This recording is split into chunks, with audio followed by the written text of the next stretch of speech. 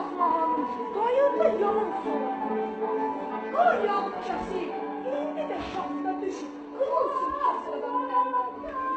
İsti çayım yoxdur, çay gətirişlər, üstündən keçərəm. Niyə yox? Qoy gətir.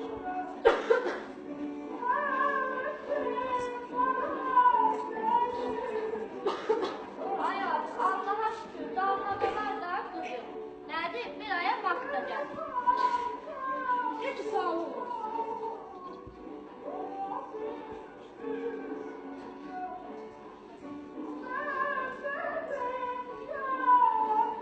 Yenə nə tapılsın elə? Elə hey toxuyursan, bitmədi hələ. Noğul nəvəmə paltar toxuyuram. Corabla şərfi bitib, indi də köynəyin toxuyuram. Nə də ki, gəlib çıxmadılar ki, geyindirib baxım görüm, bu uşağın əlinə olurmu, olmurmu? Ay abi, ürəyim yaman narahatdır. Uşaqların başına bir iş gələr birdən. Ay Fatma, hava soyuqdur, yollar da narahatdır. Necə gəlsinlər axı? Bir tərəfdə xain erməni, türkü kimi pusquda, qoyurlar ki, gəlib getməyə. Demə. Bircə bu qara bulutlar çəkilsəydi başımızın üstündən. Xainlərə çörəyimizi yedizdirdik, süfrəmizin başında oturtduq. İndi də bizi kürəyimizdən vurdular. Elədir. Kimdir görəsən buna? Bunu bir saxlaya bilərəm.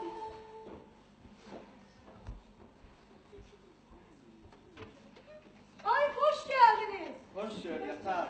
Kimdir ay abi? Budur ay Fatma Hanım. Darıqdığım noğul dəvən gəldi. Keçin. Allah sənə şükür, xoş gəlmişsən qızım. Hoş gəlmişsən Hoş gördük, oğlum, ana. əsgər baba. Keçin, söhbət Ver bir nəvəmi öpüm, qucaqlayım. Sənə qurban olma, ay baba, nə sərdə şirin yatıb. Keçin otur. Tez uşaqlara çay söz. Ay abi, sən də nə durmuşsan? Düş tez o toğunu kəs, uşaqlara kebab. Ana, ata lazım deyil, əziyyət çəkməyin. Uşaqlar qalsın, mən səhər tezdən yola düşəcəm. Niyə oğlum? Bənsə bir çay.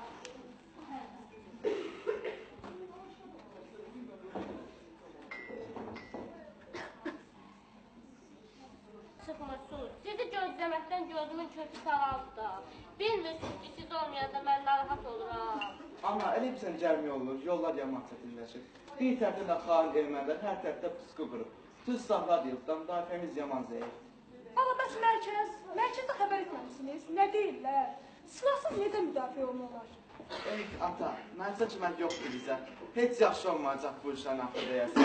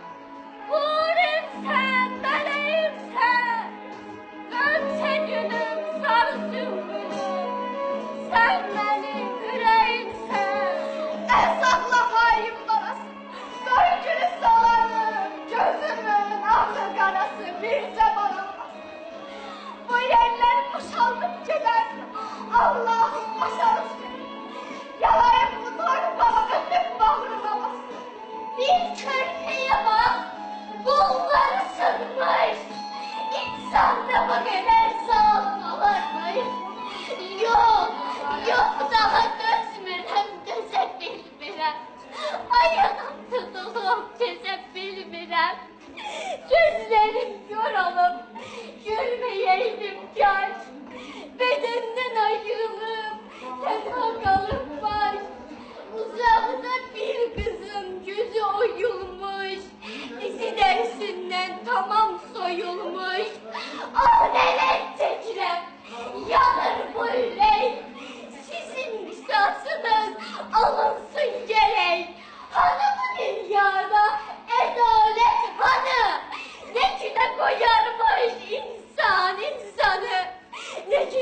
Yarmış insan insanı. Köşende belim yandı. El attım, elim yandı. Kardeşim diye diye ağzımda dilim yandı. Hadi